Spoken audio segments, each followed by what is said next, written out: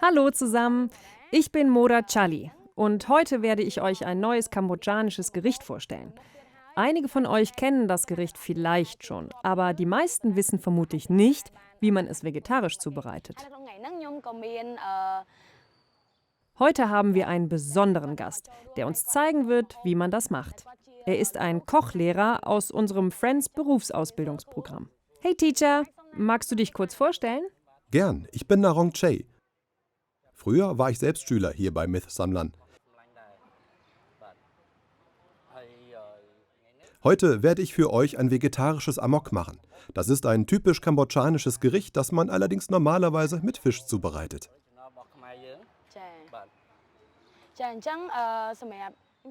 Narong war früher ein Schüler von Myth Samlan, ein ziemlich guter. Er hat sich vom Schüler zum Lehrer hochgearbeitet.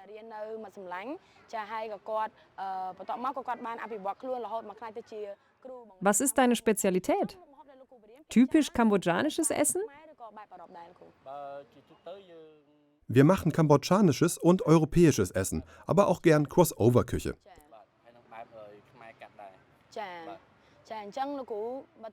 Und wie lange arbeitest du schon hier? Meine Ausbildung hat gut 2 Jahre gedauert. Es gab 3 Level: Khmer, Khmer-Stil und Europäisch. Nach dem Abschluss bin ich zu einem anderen Restaurant gewechselt und vor 3 Jahren wieder zurückgekommen. Wie ist das für dich? Früher warst du einer der Schüler hier und jetzt bist du Lehrer für die neue Generation.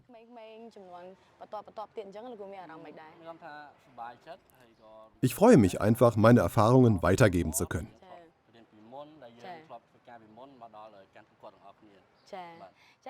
Dann lasst uns nicht länger warten. Wir schauen Narong bei der Zubereitung des Amok zu und ich werde ihm assistieren. Vegetarisches Amok. Das habe ich noch nie gekocht. Gegessen habe ich Amok schon mal, aber das war mit Fisch oder Schweinefleisch. Heute ist es ja vegetarisch. Ich bin sehr gespannt. Narong wird es uns jetzt zeigen. Also, hier sind die Gewürze für unser vegetarisches Amok. Dieses Gericht ist im Grunde das ursprünglichste, typische kambodschanische Essen.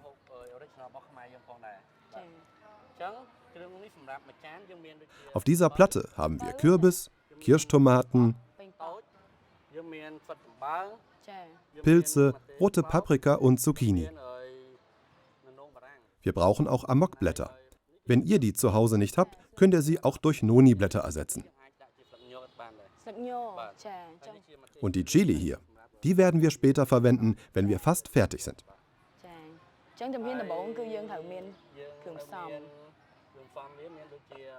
Dann kommen noch dazu Kröong, kambodschanische Gewürzpaste, Palmzucker, Sojasauce, Salz, gebratenes Kaffir-Limettenblatt und getrocknete Chilipaste, die man auch zu Hause herstellen kann. Und noch Kokosmilch. Als erstes kommt die Pfanne auf den Herd. Das ist heute was Besonderes, weil wir einen traditionellen Holzkohleherd benutzen. Das gibt's ja kaum noch. Wenn wir den Holzkohleherd für das Gericht verwenden, wird unser Amok noch köstlicher. Du hast gesagt, dass du es schon mal probiert, aber noch nicht gekocht hast. Genau, ich habe es noch nie gekocht. Wir üben das heute und machen es zusammen. Es beginnt mit der Kokosnussmilch. Wir nehmen noch nicht alles, sondern gießen nur die Hälfte davon ab. Dann musst du geduldig rühren. Man muss vorher unbedingt warten, bis der Herd heiß genug ist. Der beste Tipp: genauso lange umrühren, bis es gut nach Kokosnussmilch duftet. Das sieht wirklich gut aus. Mit dem Holzkohleofen dauert es ein bisschen länger. Dafür ist der Geschmack auch anders als bei einem Gas- oder Elektroherd. Die ältere Generation, die bevorzugt immer noch Holzkohleöfen. Sogar meine Mutter benutzt gerne einen Holzkohleherd. Vor allem, wenn sie Reis kocht oder Fisch grillt. Für junge Leute ist das neu, aber die Älteren sind daran gewöhnt. Wir rühren jetzt, bis wir die Kokosmilch riechen können. Das ist die Original-Kokosnussmilch, eine etwas dickere. Gleich nehmen wir noch eine andere Kokosnussmilch. Die ist nicht so dickflüssig. Jetzt können wir sehen, wie dick unsere Kokosnussmilch ist. Und sie duftet auch so gut.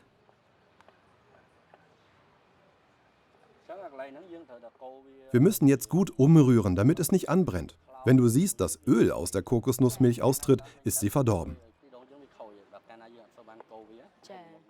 Ich glaube, jetzt müssen wir ziemlich schnell rühren, damit das nicht passiert.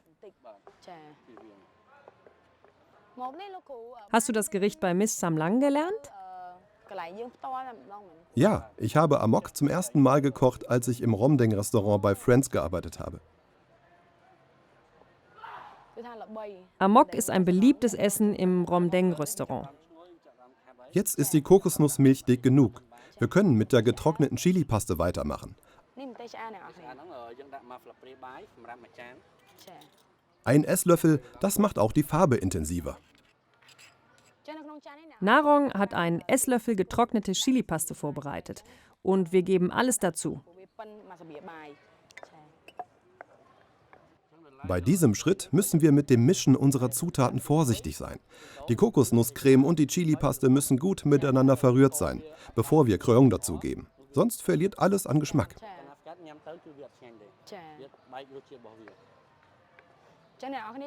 Das ist also der zweite Tipp. Die Zutaten in der Pfanne müssen richtig miteinander verbunden sein, bevor die nächste dazu kommt. Wir rühren die getrocknete Chilipaste so lange ein, bis sie sich gut mit der Kokosnussmilch vermischt hat. Damit ein Gericht gut schmeckt, muss man die Technik einfach sehr gut beherrschen. Jetzt können wir das Croyong dazugeben. Einen Esslöffel davon. Es muss sehr gut zerkleinert sein, damit wir den vollen Geschmack herausbekommen. Sieht wirklich gut aus. Und es riecht auch so gut. Was steckt alles drin in Croyong? Es enthält Zitronengras, Kurkuma, Galgant, Zucker und rote Zwiebeln. Man zerkleinert die Zutaten ganz fein und mischt sie dann zusammen. Jetzt geben wir noch ein wenig Kokosnussmilch hinzu. Wir lassen von der Milch aber etwas übrig, um im letzten Schritt noch eine kleine Menge davon hinzuzufügen.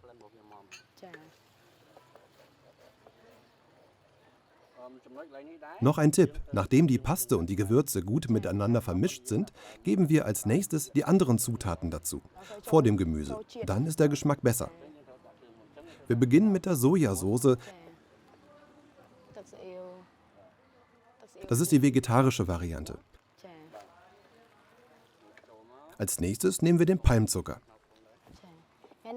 Heute bin ich die Assistentin des Kochs.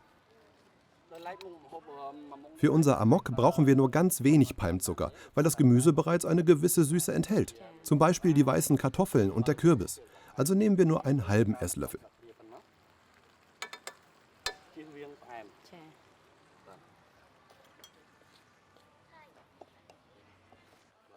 Jetzt können wir anfangen, das Gemüse dazu zu geben. Wir machen ja die vegetarische Amok-Variante, deshalb die Gemüsesorten. Wir fangen mit Zucchini und Schwefelporlingpilzen an. Wenn ihr andere Pilzsorten habt, könnt ihr die natürlich auch verwenden. Ich finde, das ist hier das beste Gemüse für vegetarisches Amok. Den gebratenen Kürbis und die Tomaten fügen wir später dazu.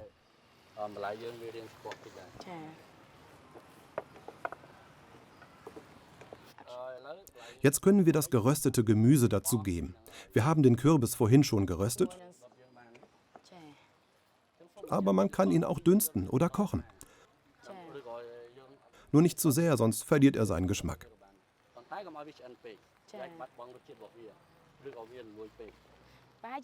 Wie lange sollte man den normalerweise garen lassen?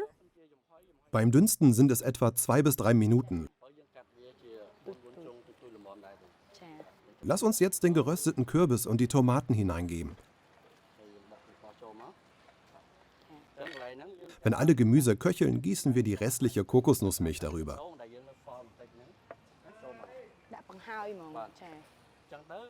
Das gibt einen wunderbaren Duft. Jetzt aufpassen, dass das Gemüse nicht zerkocht. Noch ein wenig Salz, das rundet das Ganze ab. Angerichtet wird alles auf frischen Amokblättern. Die halten und unterstützen den Geschmack. Man kann sie auch durch Ninoblätter ersetzen. Jetzt kommen die Bananenblütenblätter. Wenn ihr keine habt, könnt ihr auch Lotusblätter nehmen.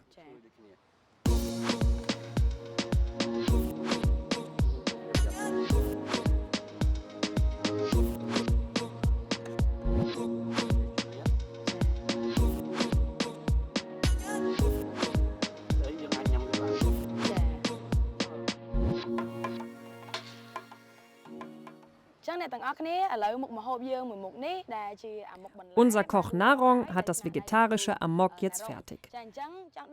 Lasst uns gehen und zusammen probieren. Vielen Dank, Teacher.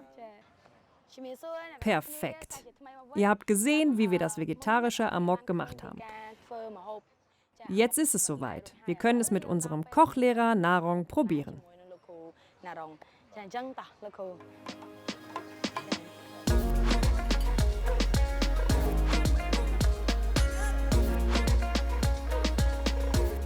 Einen großen Bissen.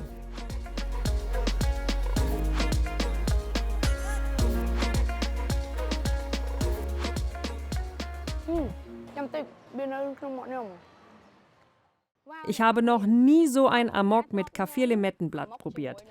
Vor allem nicht das vegetarische Amok. Wenn man Amok mit Kaffir-Limettenblatt macht, entsteht eine einzigartige Geschmacksmischung aus süß, sauer und bitter. Und das Blatt ist auch noch knackig. Es ist fast so, als ob wir es statt Salat essen würden. Unser heutiges Gericht ist einfach super schmackhaft. Vielen Dank an Narong, der uns die kambodschanische Küche mit dem typischen Amok näher gebracht hat. Bleibt dran für unser nächstes Video, in dem wir euch weitere leckere und einzigartige Gerichte vorstellen werden. Das war's für heute. Bye bye!